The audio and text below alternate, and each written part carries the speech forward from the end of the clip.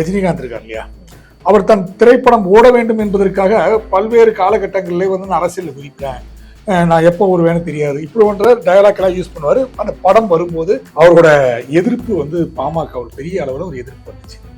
பாபா திரைப்படத்தின் போது அந்த பெட்டியெல்லாம் எடுத்து ஓட்டாங்க தெரியுங்களா அவங்களுக்கு. ஸோ அவர் என்ன நினைச்சாரு, பாமகவை பழிவாங்க. அப்போ எப்படி பண்ணலாம்? பாமக ஒரு ஜாதிய ரீதியான ஒரு கட்சி, அவளுக்கு எதிராக ஒரு ஜாதி ரீதியான ஒரு இயக்குனர் இருக்காங்க, அந்த இயக்குனரை நான் வளர்த்துவோம் அப்படின்னு என்ன பண்ணாரு ரஞ்சித்.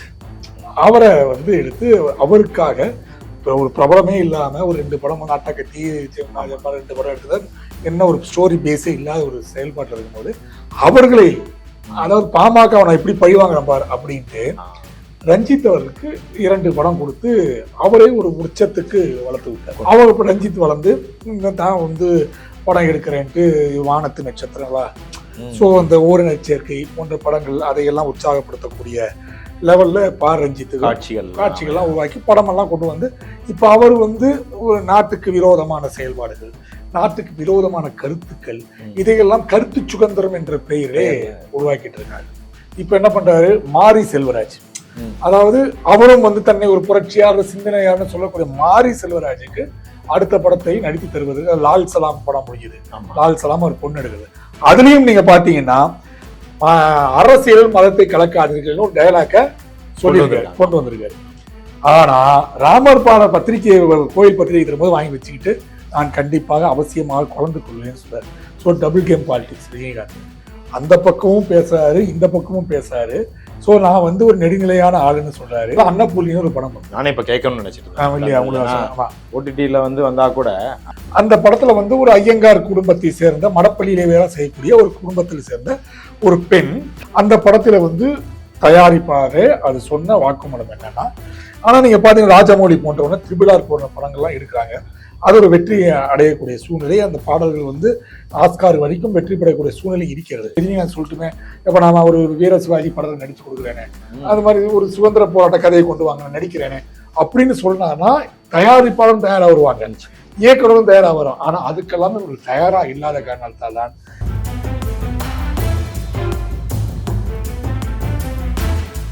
வணக்கம் தினசேவல் நேயர்கள் அனைவருக்கும் இனிய வணக்கங்கள்.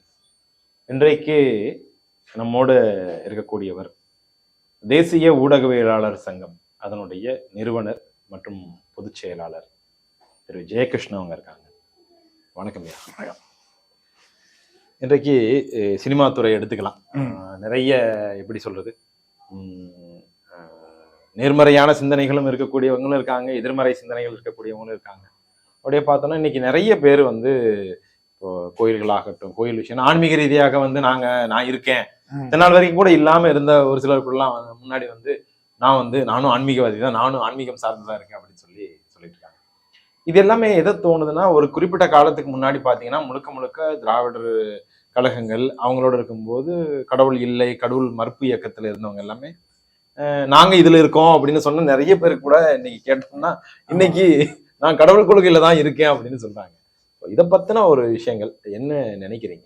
அதாவது நீங்க பாத்தீங்கன்னா திரைத்துறையில வந்து கடந்த 20 ஆண்டுகளாக வந்து ஒரு தேசத்திற்கு எதிரான செயல்பாடுகள் கொஞ்சம் மிதிமிஞ்சிய லெவல்ல போயிட்டு இருக்கு. நீங்க ஒரு 20 ஆண்டுகளுக்கு முன்பு பாத்தீங்கன்னா தேசபக்தி நிறைந்த படங்கள், அதாவது சிவாஜி கணேசன் காலகட்டத்தில் கப்பலோட்டி தமிழன், வீரபாண்டிய கட்டபொம்மன், அது இல்லாம பாத்தீங்கன்னா கடவுளை சம்பந்தப்பட்ட தெய்வத்திற்கு சம்பந்தப்பட்ட படங்கள், ஒரு தேசபக்தி படங்கள்லாம் எடுக்கப்பட்டது. கடந்த 20 ஆண்டுகளாக பார்த்தீங்கன்னா நாங்களாம் புரட்சி செய்கிறோம், நாங்கள் எங்கள் ஜாதியை வந்து நாங்கள் முன்னிறுத்துகிறோம் என்று ஜாதிய ரீதியாக படங்கள்லாம் கடந்த ஒரு 10 ஆண்டுகளாக வர துவங்கிட்டு இருக்கிறது. இந்த ஜாதிய ரீதியாக பார்த்தா சில பேர் பழி வாங்குவதற்காக இந்த திரைப்படங்களை உபயோகப்படுத்துகிறார்.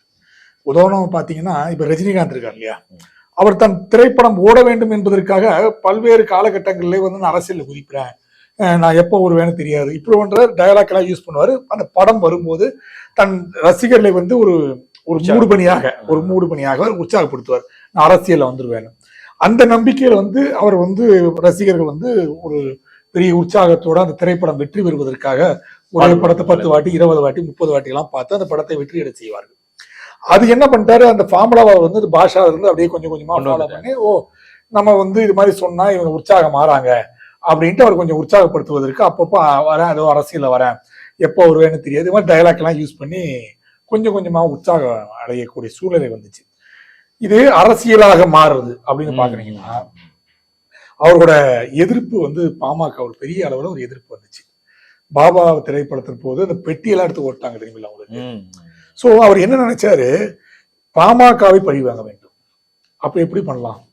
பாமக ஒரு ஜாதிய ரீதியான ஒரு கட்சி, அவளுக்கு எதிராக ஒரு ஜாதிய ரீதியான ஒரு இயக்குனர் இருக்காங்க, அந்த இயக்குனரை நாம் வளர்த்துவோம் அப்படின்னு என்ன பண்ணாரு, ரஞ்சித் அவரை வந்து எடுத்து அவருக்காக ஒரு பிரபலமே இல்லாம ஒரு 2 படம் வந்து அட்டகத்தி 2 படம் எடுத்தது, என்ன ஒரு ஸ்டோரி பேஸே இல்லாத ஒரு செயல்பாட்டில் இருக்கும்போது அவர்களை, அதாவது பாமக அவனை எப்படி பழிவாங்க பார் அப்படின்ட்டு ரஞ்சித் அவர்களுக்கு 2 படம் கொடுத்து அவரை ஒரு உச்சத்துக்கு வளர்த்து விட்டார் கொண்டு பாமக. அவர் இப்ப ரஞ்சித் வளர்ந்து தான் வந்து படம் எடுக்கிறேன்ட்டு வானத்து நட்சத்திரங்களா, சோ அந்த ஓரின சேர்க்கை போன்ற படங்கள் அதையெல்லாம் உற்சாகப்படுத்தக்கூடிய லெவல்ல ரஞ்சித் காட்சிகள்லாம் உருவாக்கி படமெல்லாம் கொண்டு வந்து இப்ப அவர் வந்து ஒரு நாட்டுக்கு விரோதமான செயல்பாடுகள், நாட்டுக்கு விரோதமான கருத்துக்கள், இதையெல்லாம் கருத்து சுதந்திரம் என்ற பெயரே உருவாக்கிட்டு இருக்காரு. ஆனா அதே நேரத்துல இதே ரஜினிகாந்த் அரசியலை ஆரம்பிக்க போறோம்னு கொரோனா காலகட்டத்திலே நாங்கள் போய் அவரை சந்தித்து செய்தியாளர் மீடியாவில் பண்ண சேனல் ஆரம்பிக்க போறோம், பேப்பர் ஆரம்பிக்க போறோம் அப்படிலாம் சொல்லும்போது போய் நம்ம பார்த்து ஒரு ரத யாத்திரை கிளம்புவதாக ஒரு திட்டம் வருது. அந்த திட்டம்லாம் இருந்துச்சு, ரத யாத்திரை திட்டம் இருந்துச்சு. அப்போ அவர் கூட இருந்தது யாருன்னா அர்ஜுன் சம்பத் போன்றவர்லாம் போய் அவர்களுக்கு திட்டத்தை ஆன்மீக அரசியல்னு சொன்னார் இல்லையா. சோ ஆன்மீக அரசியல் போது என்ன சொன்னாங்க, மீனாட்சி அம்மன் கோயில இருந்து ரத யாத்திரை துவங்குறது, மதுரையில இருந்து ரஜினிகாந்த் துவங்குறார், போயிட்டு அப்படியே வந்து தமிழ்நாட்டுல முக்கியமா வந்துட்டு சென்னையில முடிக்கிறார். இதுதான் ஒரு பிளானா இருந்துச்சு. அப்புறம் என்ன நடந்துச்சோ தெரியாது. என்ன சொன்னாரு, எனக்கு கொரோனா தாக்குதல் ஏற்பட்டுன்றதுனால நான் வரமாட்டேன்னு சொல்லி. நீங்க இந்த சொல்லக்கூடிய விஷயம்ல இந்த கட்சி ஆரம்பிக்கணும்னு சொன்னா அந்த காலகட்டத்துல, அதாவது கொரோனா காலகட்டத்துல இதோ கட்சி ஆரம்பிக்க போறாரு, எல்லாம் பரபரப்பா மேப் போடுறாங்க, ரூட் போடுறாங்க, இதுதான் அவர் போறாரு எல்லாம் சொல்றாங்க. எல்லா பேச்சுவார்த்தையும் அன்னைக்கு ஒரு அன்னையா ரஜினிகாந்த் சந்தித்து வந்த அப்புறம் ஒரு 3 மணி வரை அதிகாலை வரை கூட்டு மீட்டிங் நடக்குது. சில பேர் கூட சில பத்திரிகையாளர் இருக்காங்க கூட, அவர் எப்படி வர போறாரு பேச போறாரு எல்லாம் ரெடி பண்றாங்க. ஆனா 10ஆவது நாள் என்ன சொல்லிட்டாரு, கொரோனா பரவிச்சு, உடல்நிலை சரியில்லைன்னு சொல்லிட்டு அண்ணாத்த படத்துக்கு ஹைதராபாத் போயிட்டாரு. அங்க இதுவிட கூட்டம் அதிகம், அங்க அவர் நடிக்க போயிட்டு என்ன பேச்சுவார்த்தை நடந்து தெரியல. அப்புறம் வந்து பாவம் அவரை நம்பி தமிழர் யூனியன் போன்றவர்கள்லாம் வந்து ஒரு ஆலோசனை குழு உறுப்பினர் எல்லாம் ஆலோசனை குழு உறுப்பினர் பாவம் அவரை கொண்டு வந்து இழுத்து விட்டு அவர் பாவம் வந்து பேசி எல்லாம் பண்ணி கடைசியில எனக்கு இல்லை அப்படின்னாரு. நான் 2 காலகட்டத்தையும் பார்த்திருக்கேன். அவர் அரசியல் துவங்குறேன்னு சொன்ன போது அவர் போயஸ் கார்டன்ல இருந்து அவர் வீட்டில இருந்து அவர் ராகவேந்திர கல்யாண மண்டபத்துக்கு வராரு. வரும்போது கிட்டத்தட்ட 100கணக்கான கார்கள் புடைசூழ வந்தாரு. அதுக்கப்புறம் அரசியலுக்கு வரமாட்டேன்னு சொன்னார் பாருங்க. அப்பவும் திருப்பி ஒரு வாட்டி போயஸ் கார்ல இருந்து வந்தாரு. அப்போ பாத்தீங்கன்னா 10 காருக்கு மேல இல்லை வந்து அதே மாதிரி நான் வந்து எனக்கு உடல்நிலை நான் வந்து அரசியலுக்கு வரமாட்டேன் அப்படின்ட்டாரு. இப்போ அடுத்த படத்திற்கான வேலை துவங்க விட்டது. உடனே அவங்க வைஃப் என்ன சொல்றாங்க, ஒரு நீதிமன்ற பிரச்சனை முடிச்சுட்டு வரும்போது அவர் அரசியலுக்கு வரமாட்டாரா என்று எதிர்பார்த்தோம் அப்படின்னு சொன்னார். சோ அவர் வந்து தன் திரைப்படத்திற்காக பல்வேறு நிகழ்வுகளை ஏற்பாடு பண்ணி விட்டுருக்காரு. இப்ப என்ன பண்றாரு, மாரி செல்வராஜ், அதாவது அவரும் வந்து தன்னை ஒரு புரட்சியாளர் சிந்தனையாளர்னு சொல்லக்கூடிய மாரி செல்வராஜுக்கு அடுத்த படத்தை நடித்து தருவதற்கு லால் சலாம் படம் முடியுது. லால் சலாம் ஒரு பொண்ணு எடுக்குது. அதுலயும் நீங்க பாத்தீங்கன்னா அரசியல் மதத்தை கலக்காதீர்கள் ஒரு டயலாக்க சொல்லியிருக்காரு, கொண்டு வந்திருக்காரு. ஆனா ராமர் பாட பத்திரிகை கோயில் பத்திரிகை தரும்போது வாங்கி வச்சுக்கிட்டு நான் கண்டிப்பாக அவசியமாக கலந்து கொள்வேன்னு சொல்றாரு. So double game politics Rajinikanth அந்த பக்கமும் பேசுறாரு, இந்த பக்கமும் பேசுறாரு. ஸோ நான் வந்து ஒரு நெடுநிலையான ஆளுன்னு சொல்றாரு. கருணாநிதி 100வது ஆண்டு விழால சோழனை பார்த்து கருணாநிதியை பார்த்து தலை வணங்கலான்னு சொல்றாரு. ஸோ இவர் வந்து அந்த பக்கமும் வந்து செயல்படுறாரு, இந்த பக்கமும் பட்டுப்படாமல் செயல்பட்டு இருக்கிறாரு. ஸோ அவர் வந்து ரசிகர்களை ஒரு பகடைக்காயாக உபயோகப்படுத்தி கொண்டிருக்கிறார் அப்படின்னு சொல்லுவாங்க. ஏன்னா நீங்க இப்ப இந்த மாதிரியான விஷயங்கள் வந்து இந்த வெளியில வராத ஒரு விதமான தகவல்களா இருக்கிறது.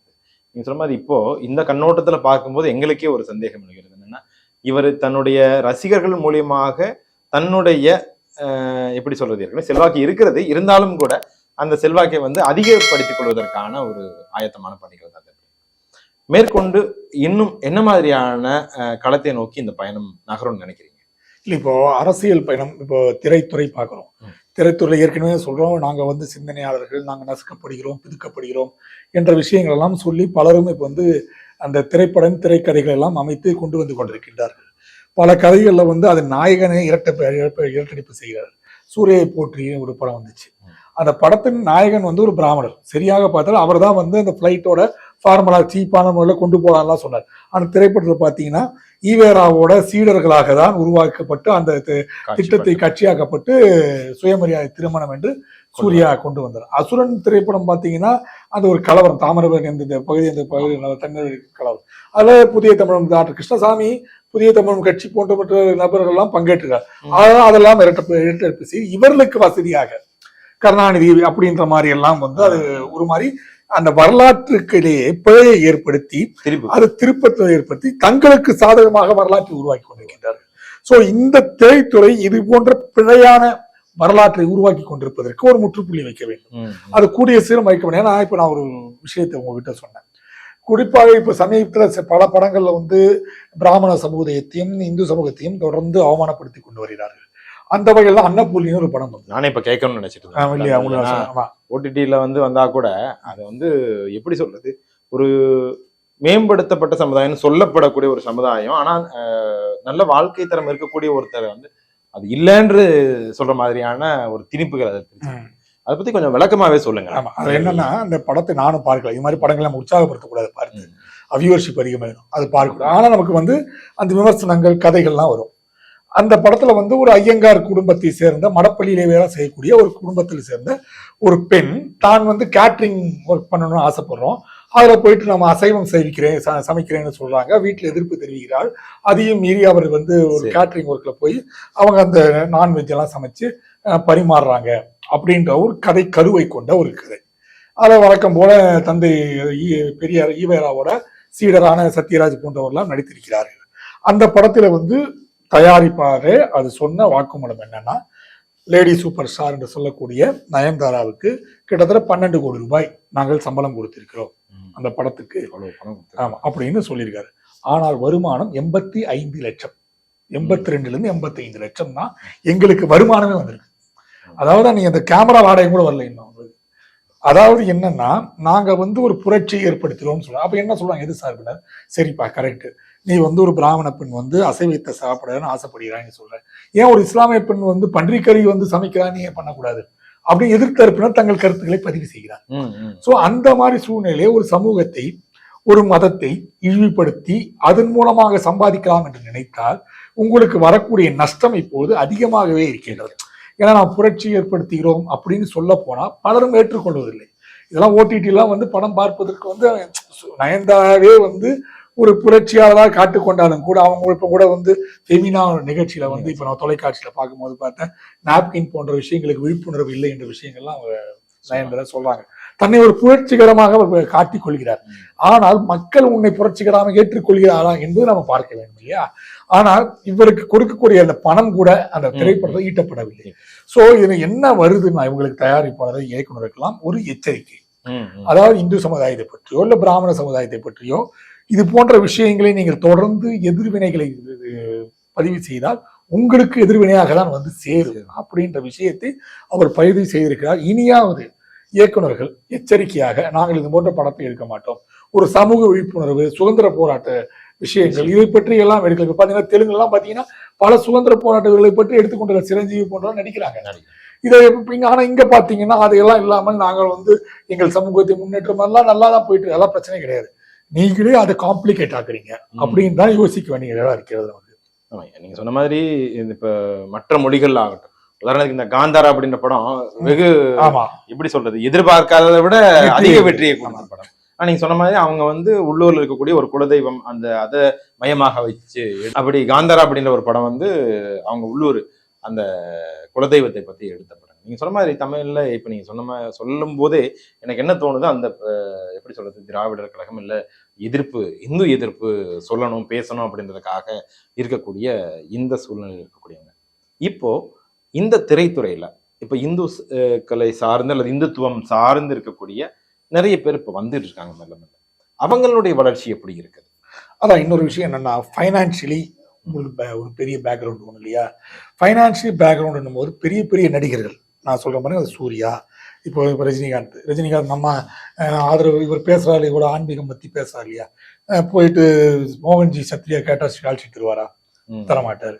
அவர் என்ன பண்ணுவார், தனக்கு அடுத்த கட்டம் யாரு, தன்னை வளர்த்து விடக்கூடியவர் யாரு அப்படின்றவர்களுக்கு தான் அவருக்கு கால்ஷீட் கொடுக்கக்கூடிய சூழ்நிலை. அதே போல எல்லாமே சூர்யா அவருக்கு ஈவேரா கருத்துக்களை பிடிப்புடையவர், அவர் தந்தையும் பிடிப்புடையவர். ஸோ அந்த கருத்துக்கு இப்போ உடைய நிகழ்வுகளை தான் பார்த்து அந்த கட்டத்துக்கு தான் போறாங்க. ஆனா நீங்க பாத்தீங்கன்னா ராஜமௌழி போன்றவங்க திரிபுலார் போன்ற படங்கள்லாம் எடுக்கிறாங்க, அது ஒரு வெற்றி அடையக்கூடிய சூழ்நிலை, அந்த பாடல்கள் ஆஸ்கார் வரைக்கும் வெற்றி பெறக்கூடிய சூழ்நிலை இருக்கிறது. அதுக்கான ஒரு வழிகாட்டுதலை காட்டுறாங்க. ஆந்திரா படத்திலும் சரி, தெலுங்கு படம், ஹிந்தி படங்களை அவங்க சுதந்திர போராட்ட வீரர்களை பற்றி ஒவ்வொரு ஆண்டும் ஒரு மங்கள் பாண்டே போன்ற படமெல்லாம் அவர் வந்து கொண்டே இருக்கிறது. அடுத்து சாவர்கரை பற்றி ஒரு படம் தயாராகி கொண்டிருக்கின்றது. ஸோ எல்லா படமும் தயாராகி கொண்டிருக்கு. அதனால இங்க என்னன்னா, மோகன்ஜி சத்ரியா கிட்ட நான் அவர்கிட்ட ஓப்பனாக பேசியிருக்கேன். என்னன்னா, அவருக்கு வட்டிக்கு பணத்தை வாங்கிதான் அவர் படத்தை ரிலீஸ் பண்ண வேண்டிய சூழ்நிலை. பல இடங்கள்ல இருந்து அவருக்கு உதவிகள் கிடைப்பது கிடையாது. இப்போ நம்ம முருகன் கிடுகுன்னு ஒரு படம் எடுத்தாரு, ஒரு பெரிய கொஞ்சம் பைனான்சியலா தப்பிக்க முடியுமே தவிர பெரிய அளவில் அவர்களால் தப்பிக்க முடியாது. இப்ப அடுத்தது நாத்ராம் கோட்ஸ்னு ஒரு படம் எடுத்திருக்காரு. ஸோ டீசர் ரிலீஸ் பண்ணிருக்காரு. அவர் தேட்டர் ரிலீஸ் பண்ண முடியும், ஓடிடி தான் ரிலீஸ் பண்ண முடியும். ஸோ அவர்களை ஆதரிக்கக்கூடிய பைனான்சியலா ப்ரொடியூசர்ஸ் யாருமே இல்லை. அவர்கள் யாரும் தயார். ஏனென்றால் உச்ச நடிகர்கள் யாருமே இவர்களை ஆதரிக்க தயாராக இல்லை. உச்ச நடிகர் யாராவது இப்ப ரஜினிகாந்தோ யாராவது இல்ல இந்த இயக்குனர் நான் கடை கொடுக்குறேன், இவங்க எடுக்க சொல்லுங்க அப்படின்னு சொன்னா அதை பேஸ் பண்ணி அவங்க படம் எடுக்குவதற்கு ஏதுவாக இருக்கும். ஸோ உச்ச நடிகர்களும் பலரும் நடிகர் ரஜினிகாந்த் போன்றவர்கள் இரட்டை வேடம் போட்டு நடிக்கும் போது, அதாவது அவங்களுக்கு பணம் தேவைப்படும் போது இந்த பக்கம் ஆதரிப்பது, திராவிட கட்சிகளை ஆதரிப்பது, அவர்கள் சிந்தாந்தத்தை ஆதரிப்பது, மதத்தை அரசியல்ல புகுத்து அதிக டயலாக் சொல்றது, அடுத்த நாளே நான் ஆன்மீகத்துல ஈடுபாடு உடையவன், நான் ராம இதுக்கு போவேன், பூஜைய ராமருக்கு வேணும், பெரிய பாக்கியம் அப்படின்னு சொல்றாரு.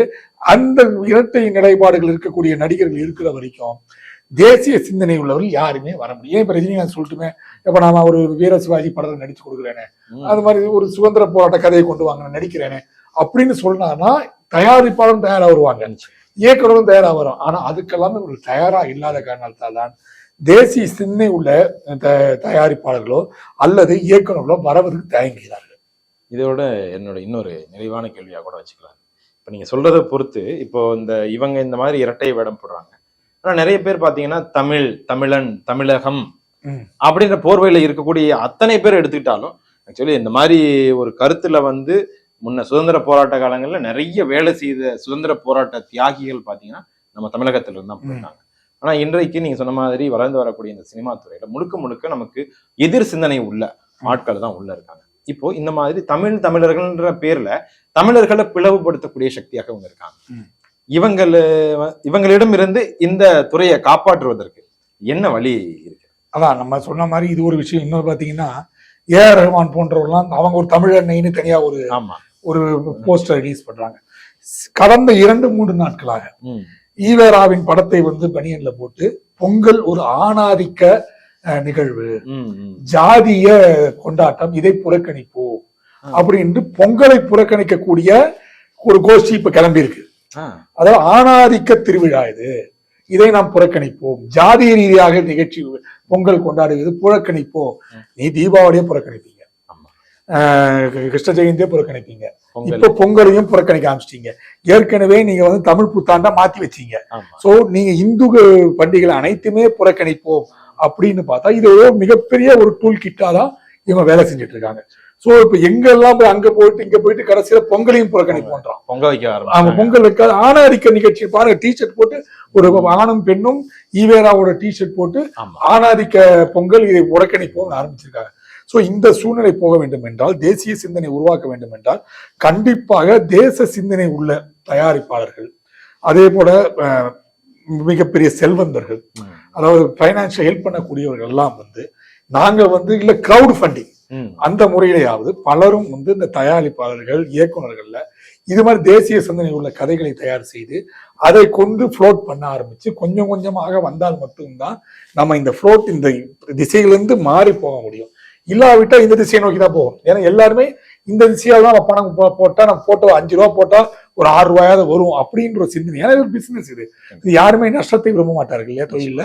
சோ இதுல தேசிய சிந்தனை உள்ள பெரும் பணக்காரர்கள், இண்டஸ்ட்ரியலிஸ்ட் அவங்களெல்லாம் களத்தில் இறங்கி இது போன்ற சிறு குறு படங்கள் அதற்கு ஃபைனான்ஸ் பண்ணி இப்ப தயாரிப்பாளர்களை வந்து உருவாக்கி அவர்கள் வந்து ஒரு சிஸ்டமா ரெடி பண்ணி ஒர்க் பண்ண ஆரம்பித்தால் மட்டும்தான் இந்த சினிமா துறை தேசபக்தி பாண்டு போகும். இல்லாவிட்டால் தேசத்தின் எதிர்கால சிந்தனையில் செயல்படக்கூடிய சூழ்நிலை இருக்கும். சிறப்புங்க. இந்த இன்றைய நாள்ல வந்து எப்படி சொல்றது, சினிமா துறையில் இருக்கக்கூடிய வெளியில தெரியாத நிறைய விஷயங்களை நீங்க நேயர்களோட பகிர்ந்துக்கிட்டீங்க. மிக்க மகிழ்ச்சி. மற்றும் ஒரு தருணத்தில் இதே போன்ற ஒரு நிகழ்வில் உங்களை சந்திக்கலாம். நன்றி. கண்டிப்பா நன்றி. தினசேவல் நேயர்களுக்கு நன்றியை தெரிவித்துள்ளேன். நன்றி, வணக்கம். உங்கள் தின சேவல்